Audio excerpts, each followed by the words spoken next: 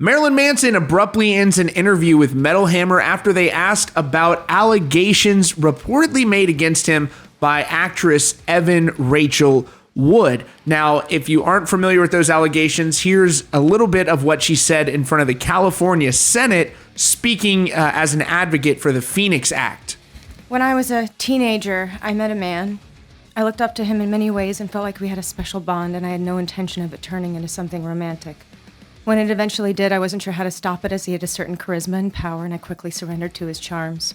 In the beginning, he treated me like a princess. I was smart, but a smart 18-year-old is still an 18-year-old, and I thought I had fell in love.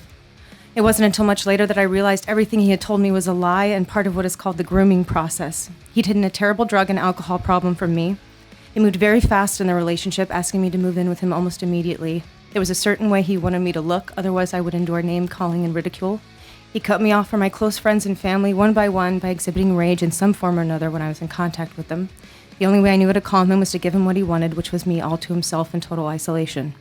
He had bouts of extreme jealousy, which would often result in him wrecking our home, cornering me in a room, and threatening me. I witnessed my abuser threatening people with force or legal action if he worried they would expose him. He bragged about being able to have people killed because he was allegedly friends with multiple gangs, and I watched him illegally collect data on people that he could use as blackmail. By the time I realized I was in a bad situation, I felt completely trapped and terrified for my life. He gifted me a cell phone, which I found out he was monitoring. He downloaded spyware onto my computer and hacked into my emails and social media accounts so I could not reach out for help. When my friends and family tried to intervene, I swiftly told them to leave because I was afraid of what he would do. It's worth noting that Evan Rachel Wood does not specifically name Marilyn Manson in those allegations, though she was in a relationship with him when she was 18 years old. So here it is. Metal Hammer spoke to Marilyn Manson for their new edition, which is available now for pre-order. And they say it didn't go well, and it's published in their next issue. The agenda was, as you might expect, we were calling to discuss his new album, Life in a Pandemic, the general horror show of 2020, but there were a few other things we wanted to discuss too. A bit of context, Marilyn Manson has built a career from treading the lines between the acceptable and the obscene. He relished his image as America's premier boogeyman as his fame peaked in the late 90s, goading concerned conservatives in America with the promise that he was going to upend a polite society and enjoy every second doing it. In the late 90s, that stuff washed. Outlier icons still felt exciting with legions of eyeliner-clad teens, and Marilyn Manson's particular brand of devil-may-care nihilism was perfectly pitched. Good old-fashioned sticking it to the man punk rock spirit was given a PVC-clad upgrade, and a nice...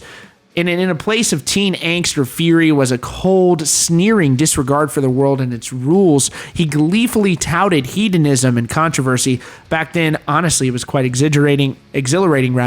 So they go on to talk about the Me Too movement and cancel culture, and they say that it's forced global conversations about what's acceptable and what isn't with the industry and beyond. So it says, where does Manson come into all of this? We wanted to ask him about the specific challenges that might face someone like him with the reputation he has when it comes to music against the backdrop of increased scrutiny. What they're trying to say here is, look, this wasn't a setup. We weren't coming in here trying to just bash him. And so it says, as someone who has been fiercely anti-censorship throughout his career, has the shift necessitated a loss of creative freedom? How has he reconciled purposefully murky persona with a climate where brazen bad behavior just doesn't cut it anymore? Is he worried about being canceled? Could he be canceled?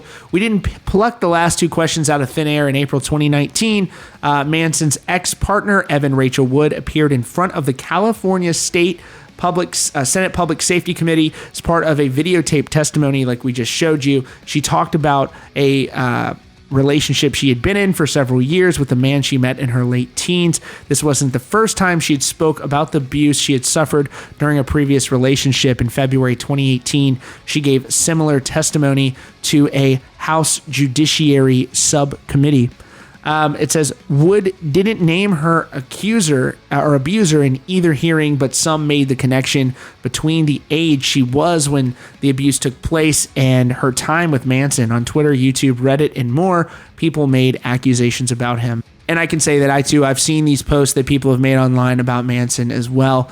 So they added, we researched Wood's testimony and her links to Manson thoroughly. We wanted to know more. We wanted to know about what it was like from his point of view, too. How devastating it must be to be implicated in something like this if he had absolutely nothing to do with it. Manson had previously made violent on-the-record comments about Wood. We wanted to know if he regretted that, given how things had played out, or how it felt to hear her testimony. We were interested in hearing his side of the story. We asked, but we didn't get an answer. Marilyn Manson hung up on us as soon as we mentioned her name, and his people refused to give him any answer, any further questions, though they did provide us with a statement addressing 10 key questions that we wanted Manson to answer, which we will be publishing later this week. So why, to paraphrase the question posed to us by Manson's people, did Hammer a heavy metal magazine? So Marilyn Manson's people apparently asked Metal Hammer magazine why. This is them responding to this. It says,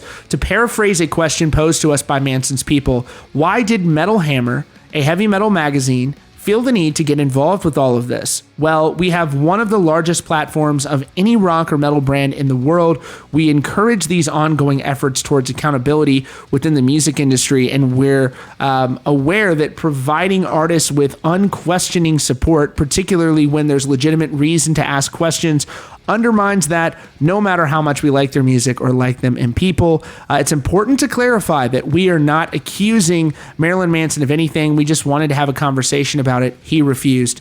And you can read the full story in the new episode of Metal Hammer, the new edition rather. And I just want to make that clear as well, that I am not accusing Marilyn Manson of anything either.